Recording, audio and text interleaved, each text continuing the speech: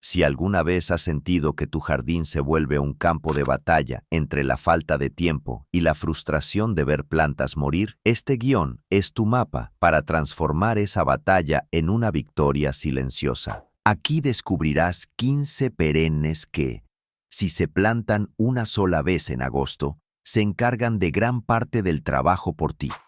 Toleran suelos pobres, resisten el abandono y siguen floreciendo año tras año sin necesidad de cuidados constantes. Conocerás los secretos para ubicarlas en los rincones más difíciles, cómo aprovechar sus colores para crear contrastes profesionales y por qué estas especies son la respuesta a los jardines que viven bajo el ritmo acelerado de la vida cotidiana. Prepárate para darle a tu espacio verde la resistencia y la belleza que merece, sin sacrificar tus horas libres. Número 15. Salvia rusa. Perovskia atriplicifolia, conocida como salvia rusa, prospera en suelos secos y poco fértiles, incluso en los lugares que la mayoría de los jardineros abandonan. Plantada en pleno sol, sus tallos plateados alcanzan hasta 1,5 metros y producen una niebla de flores azul lavanda desde mediados del verano hasta la primera helada. Lo curioso es que cuanto peor sea la calidad del suelo, más vigorosa será la planta. Los suelos ricos en materia orgánica tienden a debilitar sus tallos porque retienen demasiada humedad, lo que favorece la aparición de hongos. No necesita fertilizante ni riego suplementario una vez establecida, y los ciervos y conejos la evitan por completo debido a sus aceites volátiles que resultan desagradables para los mamíferos herbívoros. En 3 años forma un arbusto denso de casi 1 metro de ancho, ofreciendo un fondo neutro que realza cualquier color cálido plantado delante de ella. Plántala en agosto, cuando el suelo aún conserva el calor del verano, y verás cómo sus raíces se establecen antes de que llegue el frío. Para maximizar su efecto, colócala junto a lavanda o romero. El contraste entre el plateado de la salvia y el morado intenso de la lavanda crea un punto focal que atrae la mirada desde el patio. Además, su floración es una importante fuente de néctar para abejas y mariposas en los últimos meses de la temporada, contribuyendo a la polinización de otras especies del jardín. En climas mediterráneos, la salvia rusa también se usa como pantalla contra el viento, ya que sus raíces profundas estabilizan el suelo y reducen la erosión en pendientes suaves.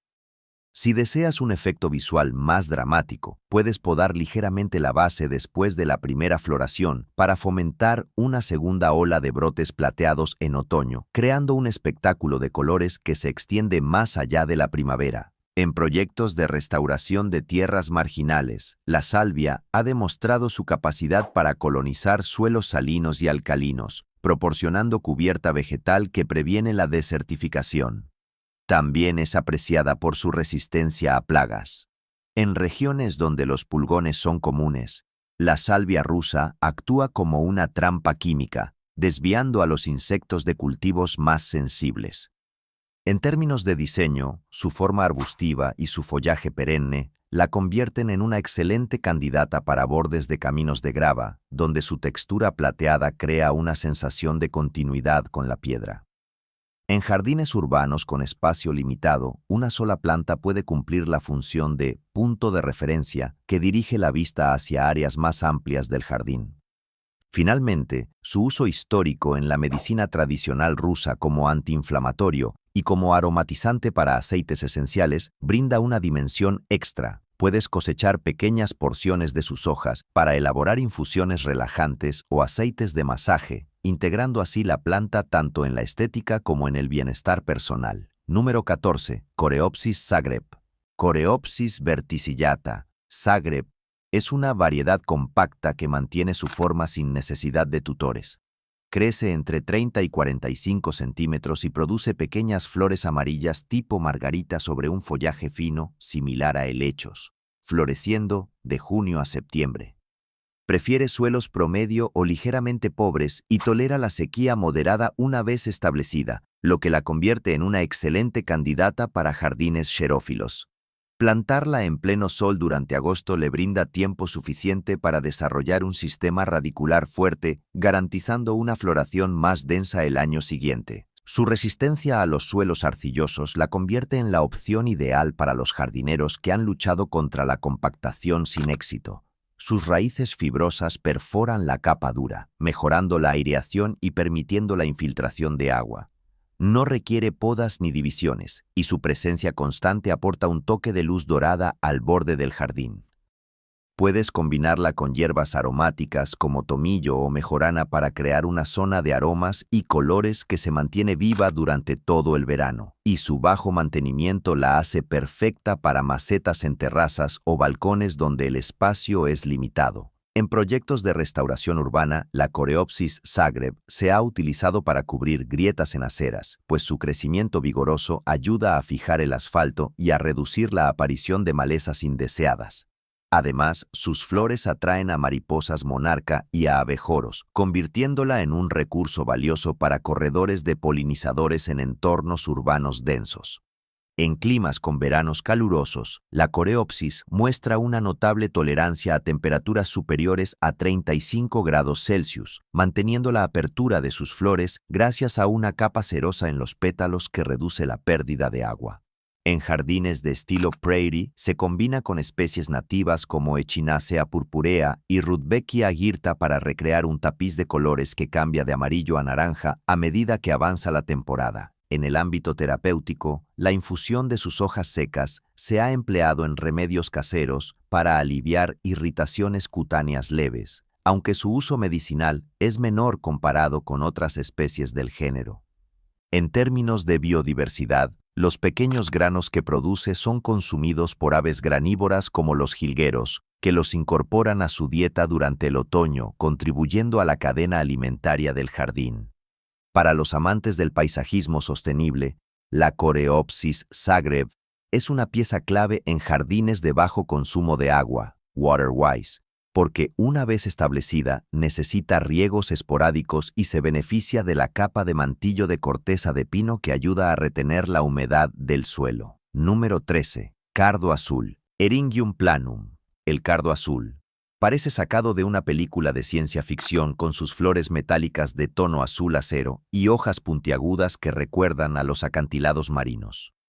Esta planta prospera en suelos pobres, arenosos y bien drenados. De hecho, los suelos ricos la hacen crecer débilmente y con una vida corta, porque el exceso de nutrientes favorece el desarrollo de tejidos blandos que se pudren rápidamente. Requiere pleno sol y riego mínimo una vez establecida.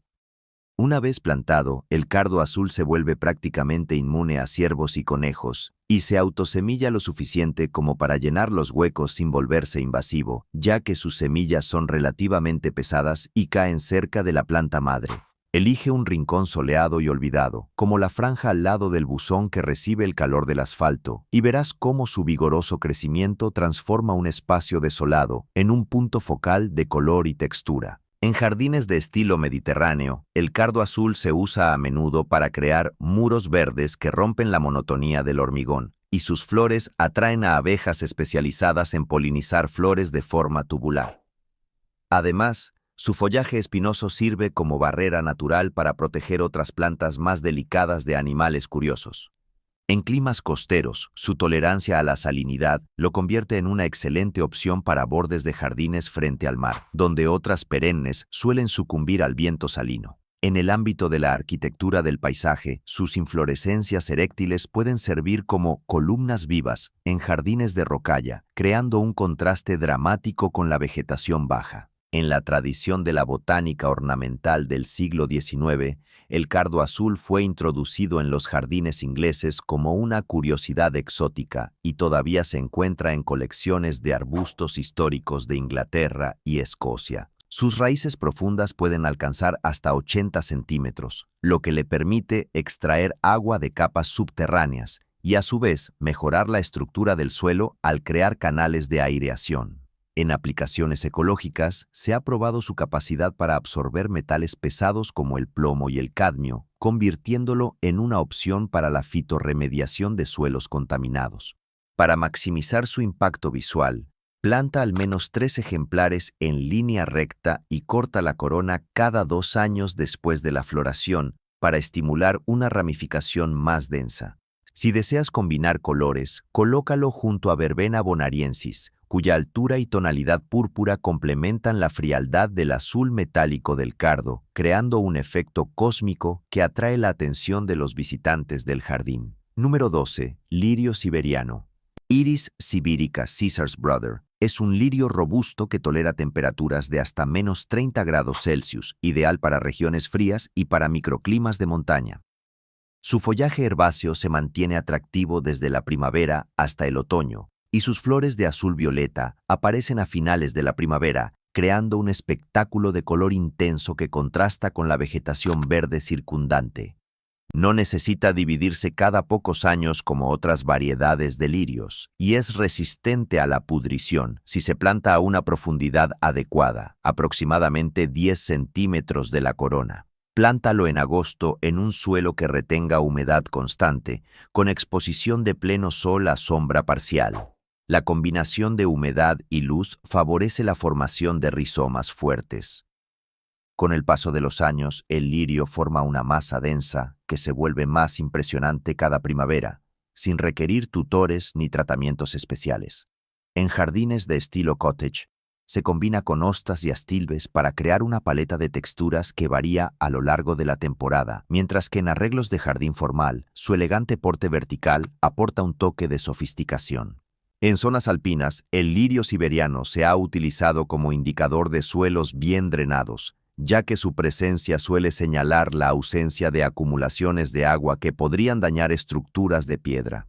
Además, sus flores son apreciadas por colibríes en regiones donde estos migran, añadiendo un valor adicional para la fauna local. En la historia de la horticultura, el lirio siberiano fue introducido en los jardines europeos a principios del siglo XIX por el botánico Peter Pallas, quien lo describió como el guardián de los prados árticos. Su resistencia al frío lo ha convertido en una especie de referencia para los criadores que buscan desarrollar híbridos tolerantes a heladas severas. En la medicina tradicional rusa, las raíces del lirio se han empleado para elaborar tinturas que alivian afecciones respiratorias, aunque su uso contemporáneo se centra mayormente en la ornamentación.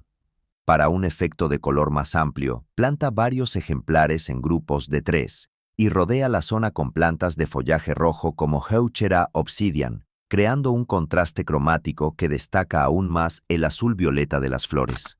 En jardines con suelos ligeramente alcalinos, la adición de una capa de grava fina alrededor de la base ayuda a mantener la temperatura del suelo más estable durante la noche. Número 11. Anémona japonesa. Anemone X híbrida Honorine Jobert florece de finales de agosto hasta octubre, ofreciendo flores blancas sobre tallos altos y delgados cuando la mayoría de los demás colores ya se han desvanecido. Prefiere sombra parcial o pleno sol.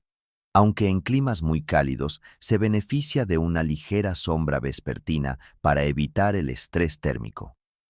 Tolera una amplia gama de suelos, desde arcilla hasta arena, siempre que haya buen drenaje.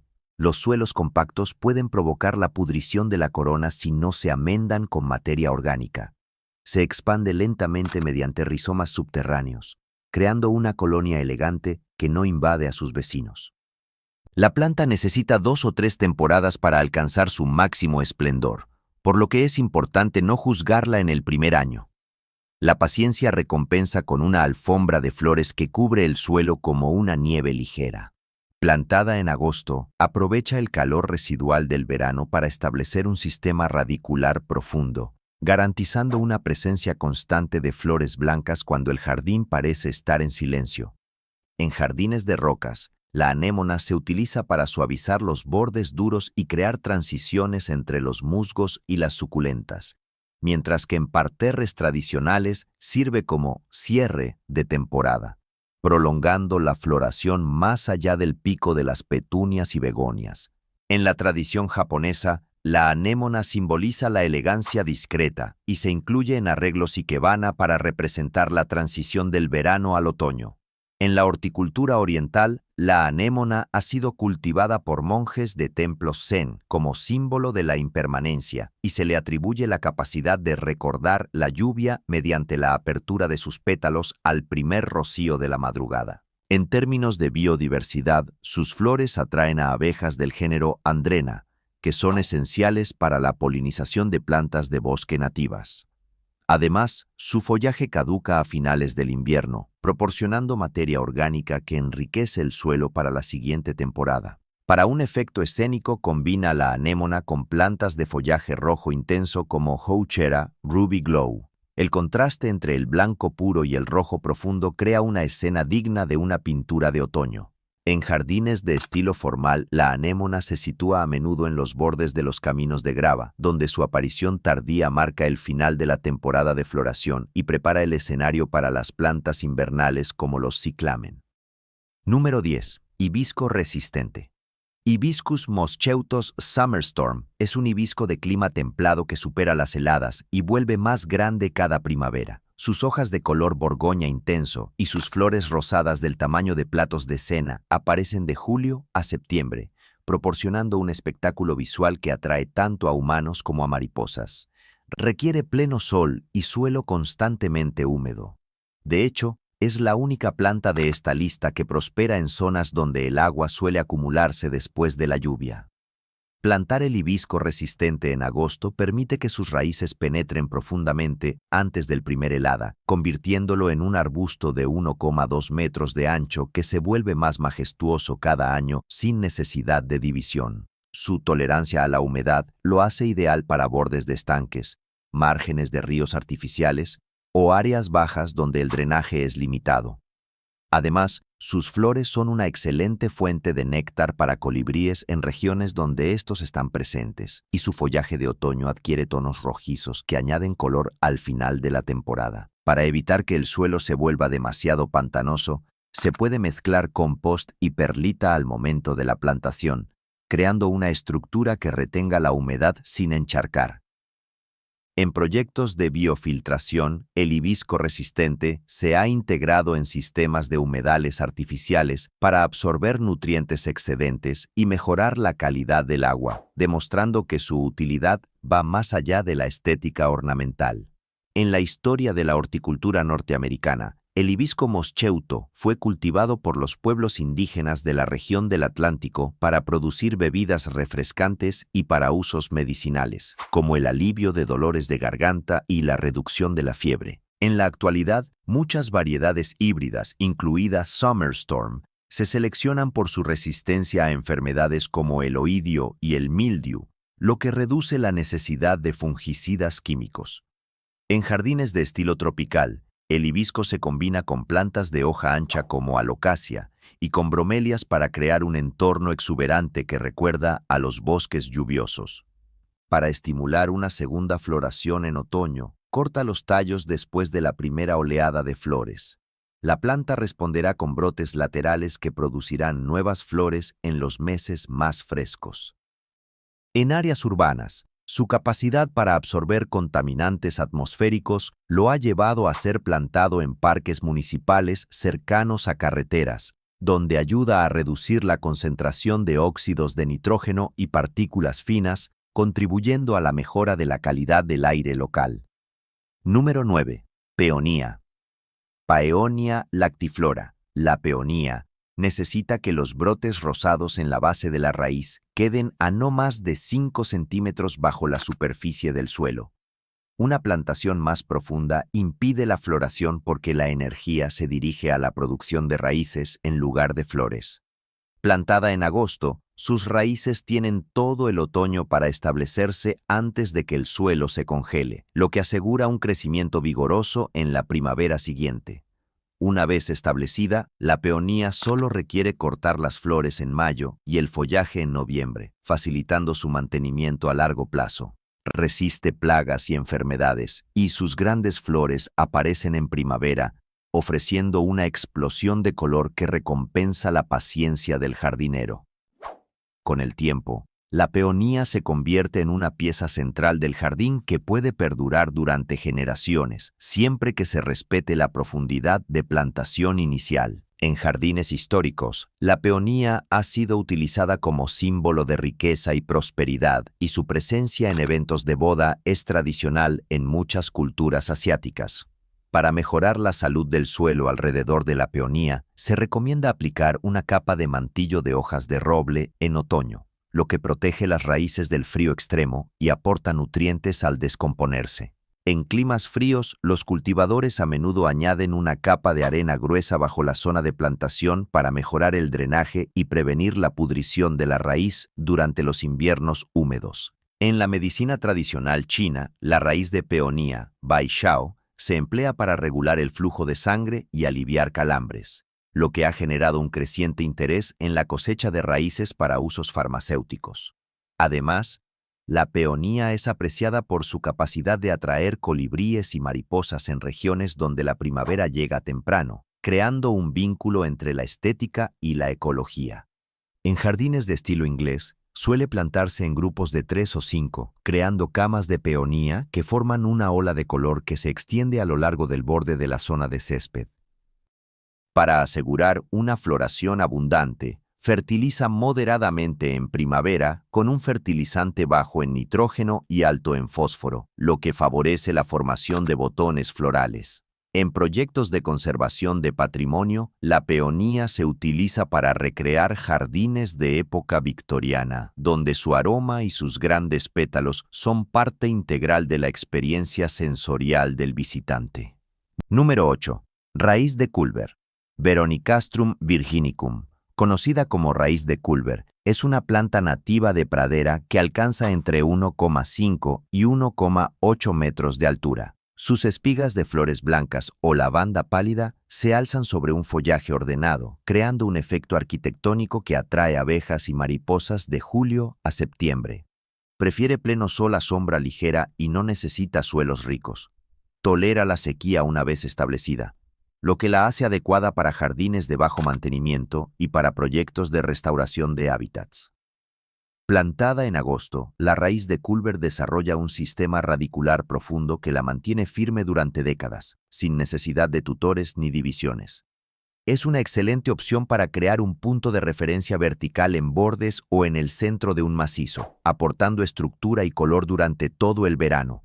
Además, su forma de pluma la convierte en un elemento decorativo en arreglos florales de jardín, y su capacidad para crecer en suelos pobres la hace útil en áreas donde otras perennes fallan, como taludes de carreteras o márgenes de caminos rurales. Se recomienda combinarla con gramíneas ornamentales como Stipa tenuísima para reforzar la sensación de pradera natural.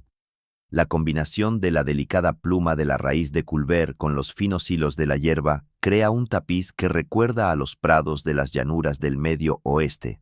En proyectos de conservación, la planta ha demostrado ser eficaz para estabilizar suelos erosionados y proporcionar refugio a pequeños mamíferos. En los ecosistemas de pradera de América del Norte, Veronicastrum juega un papel crucial como planta de puente entre especies herbáceas y arbustos, facilitando la sucesión ecológica. Sus raíces profundas pueden alcanzar hasta 1,2 metros, lo que ayuda a captar agua de capas subterráneas y a reducir la escorrentía superficial. En jardines de estilo cottage inglés, la raíz de Culver se planta junto a peonías y rosas para crear una escenografía que combina verticalidad y delicadeza. En zonas con alta exposición al viento, su estructura rígida actúa como un rompevientos natural, disminuyendo la velocidad del aire y protegiendo plantas más delicadas. En la horticultura terapéutica, la presencia de tallos altos y esbeltos se ha asociado a la reducción del estrés visual, pues los pacientes reportan una sensación de alineación al observar líneas que se extienden hacia el cielo. Además, la floración tardía de la raíz de Culver la convierte en una de las últimas fuentes de néctar disponible para polinizadores antes de la llegada del invierno, lo que refuerza su valor ecológico. Número 7. Estrella azul. Amsonia ubrichti, la estrella azul, produce pequeñas flores en forma de estrella a finales de la primavera y un follaje fino que se vuelve amarillo dorado en otoño, prolongando el interés visual más allá de la temporada de floración. Crece hasta 90 centímetros de alto y ancho, formando un montículo redondeado que mantiene su forma durante años. Es resistente a ciervos y conejos, y requiere poco riego después del primer establecimiento en agosto. Plantar esta especie cerca de otras perennes de hoja perenne crea un contraste de colores que se vuelve el punto focal fotográfico del jardín en otoño, sin necesidad de podas ni fertilizaciones. Sus raíces profundas ayudan a romper capas compactas del suelo, mejorando la infiltración de agua. En jardines de estilo japonés, la estrella azul se utiliza para crear espacios de pausa entre bambúes y arces, ofreciendo una explosión de azul que complementa los tonos verdes y rojizos. Además, la floración temprana es una importante fuente de néctar para abejas emergentes después del invierno, apoyando la polinización temprana de otras plantas. En diseños de jardines de bajo consumo, la Amsonia se emplea como barrera viviente para delimitar áreas de jardín sin necesidad de vallas de madera, reduciendo la huella ecológica del proyecto. En la tradición de los jardines de rocas de los Alpes, la Amsonia se combina con saxífragos y sedums para crear una composición que resiste la escarcha y la radiación solar intensa. Sus flores, aunque pequeñas, son altamente eficientes en la producción de néctar. Estudios de ecología de polinizadores han demostrado que una sola planta puede sustentar a varias docenas de abejas durante una semana. En la horticultura urbana, la estrella azul es apreciada por su capacidad de crecer en macetas de gran tamaño, lo que permite su uso en terrazas con espacio limitado. Para mantener su forma compacta, se recomienda retirar los tallos viejos después de la floración, lo que estimula la aparición de nuevos brotes desde la base. En la medicina popular de América del Norte, las raíces de Amsonia se han usado como diurético suave, aunque su aplicación moderna es más ornamental que medicinal. Número 6. Heuchera.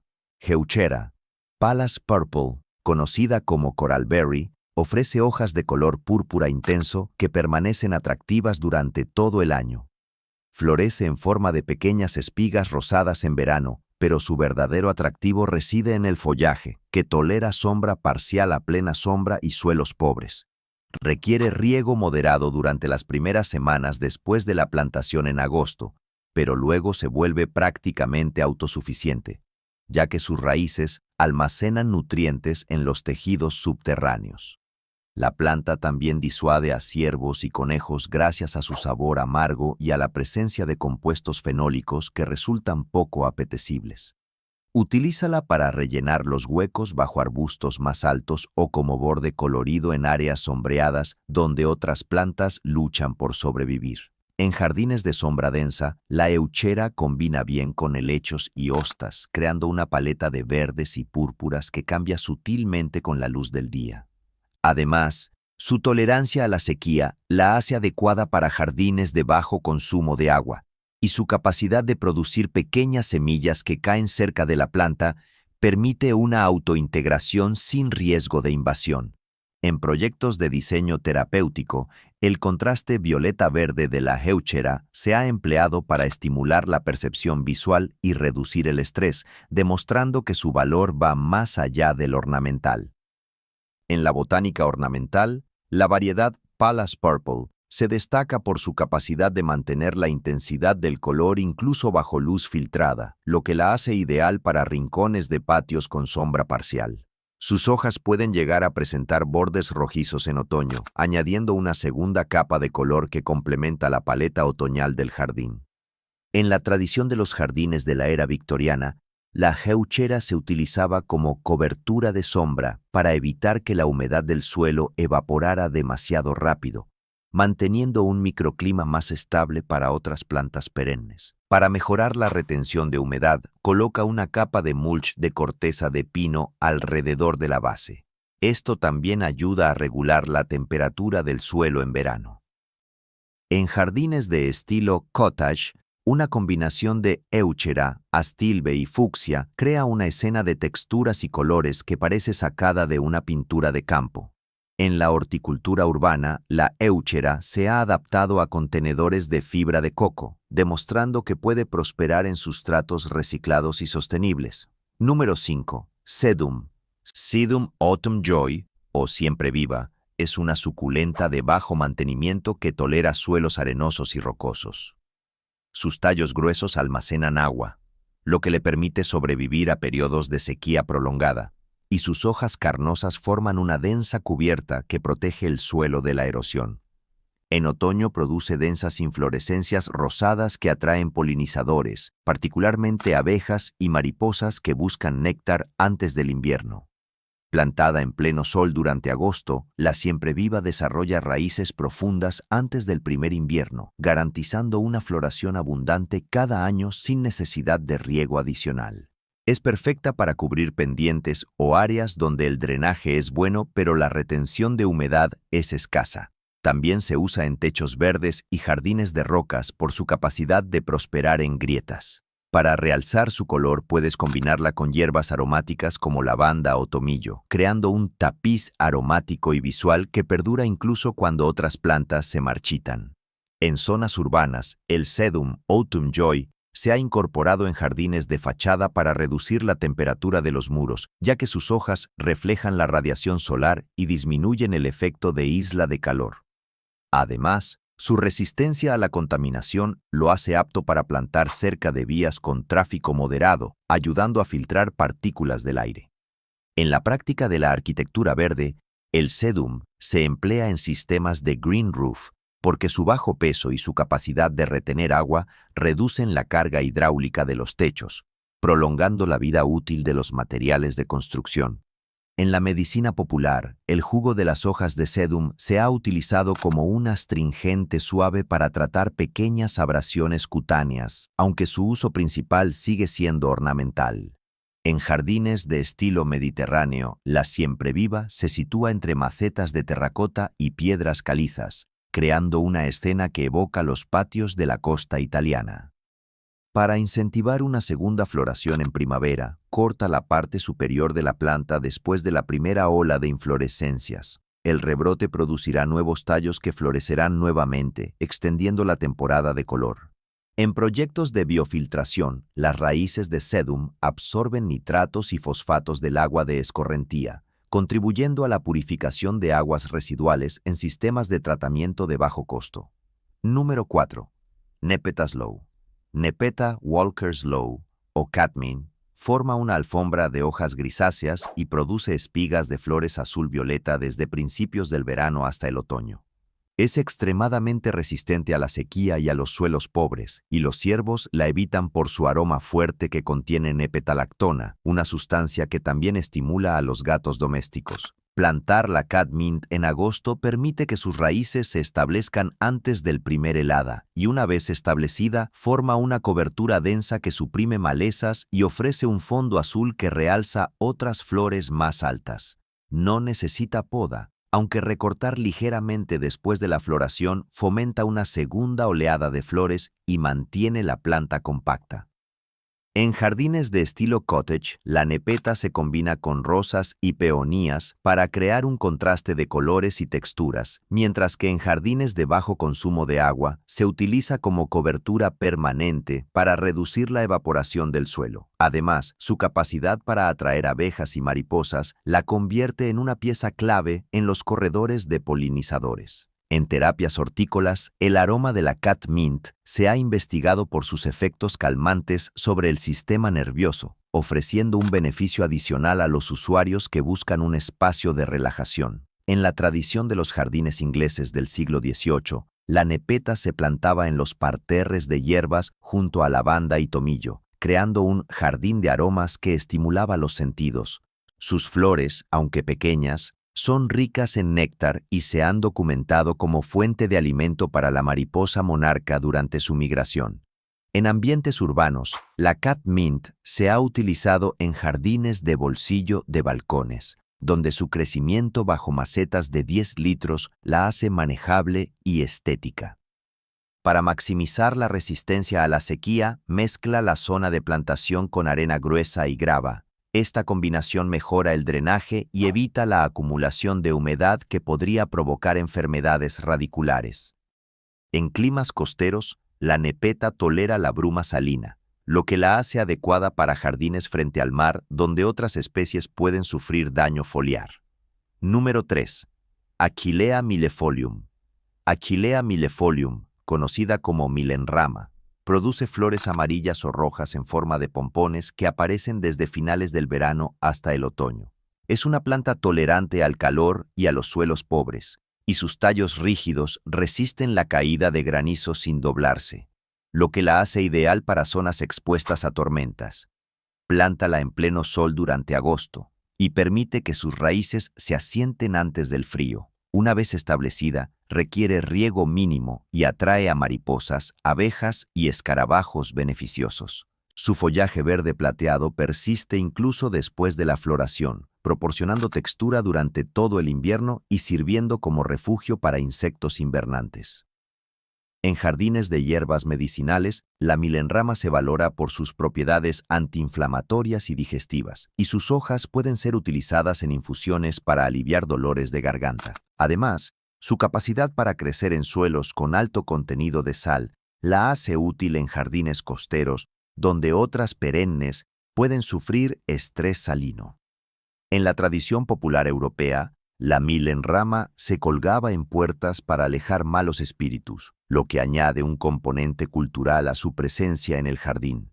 En la agricultura ecológica, la milenrama se emplea como planta de interrupción en rotaciones de cultivos, ya que sus raíces liberan compuestos que suprimen patógenos del suelo, reduciendo la presión de enfermedades en cultivos posteriores. En la horticultura de estilo prairie, se combina con gramíneas altas como festuca y con otras flores silvestres como liatris, creando un paisaje que imita los prados nativos de América del Norte.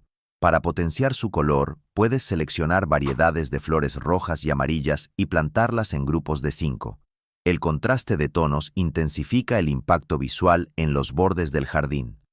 En la práctica de la apicultura urbana, la milenrama es una de las primeras fuentes de néctar disponible en otoño, lo que ayuda a las colonias de abejas a prepararse para el invierno. Además, sus flores secas son utilizadas en arreglos florales secos, aportando un toque rústico y duradero. Número 2. Rudbeckia fulgida. Rudbeckia goldsturm, una rudbeckia de crecimiento vigoroso, muestra flores amarillas con centros oscuros desde mediados del verano hasta la primera helada. Prefiere suelos bien drenados y tolera la sequía moderada una vez establecida, lo que la convierte en la excelente candidata para bordes expuestos y áreas con poca retención de humedad. Plantada en agosto, desarrolla un sistema radicular profundo que la protege del frío extremo y de los vientos fuertes. Los ciervos la evitan y los conejos la toleran, lo que la convierte en una opción segura para bordes expuestos. Su hábito de crecimiento compacto la hace ideal para combinar con plantas más altas, creando capas de color que se extienden durante toda la temporada. Además, la rudbeckia es conocida por su capacidad de atraer mariposas monarca durante su migración, ofreciendo un recurso de alimento crítico en los tramos de paso. En jardines de estilo formal, se utiliza como fondo bajo arbustos de mayor altura, mientras que en jardines de estilo natural se planta en grupos sueltos para imitar praderas nativas. En proyectos educativos, la rudbeckia se emplea para enseñar a los niños sobre la relación entre plantas y polinizadores migratorios, reforzando la importancia de la conservación de hábitats. En la historia de la jardinería americana, la rudbeckia fue seleccionada por el horticultor Charles Spencer en la década de 1940 por su resistencia a enfermedades fúngicas, y desde entonces se ha convertido en una de las perennes más populares en los jardines de la zona de los Grandes Lagos. En el contexto de la permacultura, la rudbeckia se usa como planta de atracción en los bordes de los huertos, pues sus flores tardías atraen a polinizadores cuando la mayoría de los cultivos ya han terminado su ciclo, mejorando la polinización cruzada de cultivos de otoño como la calabaza. Para mantener la forma compacta, se recomienda cortar los tallos después de la floración. La planta responderá con un nuevo brote que producirá otra ola de flores en otoño. En jardines de clima mediterráneo, la rudbeckia tolera la alta radiación solar y el suelo calcáreo, lo que la convierte en una opción versátil para una amplia gama de condiciones. Número 1. Lavanda angustifolia. Lavanda angustifolia, la lavanda inglesa, produce espigas de flores violetas que aparecen a finales del verano y persisten hasta otoño. Requiere pleno sol y suelos bien drenados, preferiblemente con un pH ligeramente alcalino. 7,0 a 7,5. Es resistente a temperaturas de hasta -30 °C y tolera suelos pobres. Aunque un sustrato arenoso mejora su desarrollo al facilitar el drenaje y evitar la pudrición de la raíz. Plantada en agosto, sus raíces se establecen antes del primer invierno, y una vez establecida necesita riego muy escaso, lo que la hace ideal para jardines de bajo consumo de agua. Además, su aroma repele a algunos insectos como pulgones y mosquitos, y atrae a polinizadores como abejas melíferas y abejorros. Utilízala en bordes, caminos o como planta de cobertura para crear un perfume natural en todo el jardín. En la tradición mediterránea, la lavanda se ha usado para perfumar ropa y como ingrediente en aceites esenciales. Su cultivo en el jardín permite cosechar flores para proyectos de aromaterapia o para la elaboración de jabones artesanales. Para reforzar su resistencia, se recomienda plantar la lavanda en parejas o en grupos de 3, lo que crea un microclima que retiene calor y protege a las plantas jóvenes durante el primer invierno. En terapias de salud, el aceite esencial de lavanda se emplea para reducir la ansiedad y mejorar la calidad del sueño, ofreciendo una razón más para integrar esta planta en el espacio doméstico. En la historia de la horticultura, la lavandula angustifolia fue introducida en los jardines de Europa a partir del siglo XVI por monjes de los monasterios de Provenza, que la utilizaban para la elaboración de eau de Cologne y como repelente natural contra plagas de granos. En la actualidad, la variedad Heathcote es una de las más apreciadas por su floración prolongada y su resistencia al frío. En jardines de estilo cottage, la lavanda se planta junto a rosales y salvias, creando una sinfonía de colores y aromas que se extiende a lo largo de todo el verano. Para una mayor producción de aceite esencial, cosecha las flores justo antes de que se abran completamente y séquelas en un lugar oscuro y bien ventilado. El proceso de destilación al vapor permite extraer un aceite con alta concentración de linalool, conocido por sus propiedades ansiolíticas. En proyectos de agricultura urbana, la lavanda se cultiva en contenedores de hormigón reciclado, demostrando que puede prosperar en sustratos no tradicionales siempre que el drenaje sea suficiente. Con estas 15 opciones, tienes una paleta completa para transformar cualquier rincón olvidado en un espacio vibrante y resiliente. Cada planta está diseñada para prosperar con el mínimo cuidado, permitiéndote disfrutar de un jardín lleno de color y vida sin sacrificar tu tiempo. Ahora, comenta cuál de estas especies vas a probar primero y comparte este video con quien necesite una solución fácil para sus problemas de jardinería. Si te ha sido útil, dale like, suscríbete y activa la campana para no perderte los próximos consejos que harán que tu jardín siga floreciendo año tras año. Gracias por acompañarme y nos vemos en el próximo video.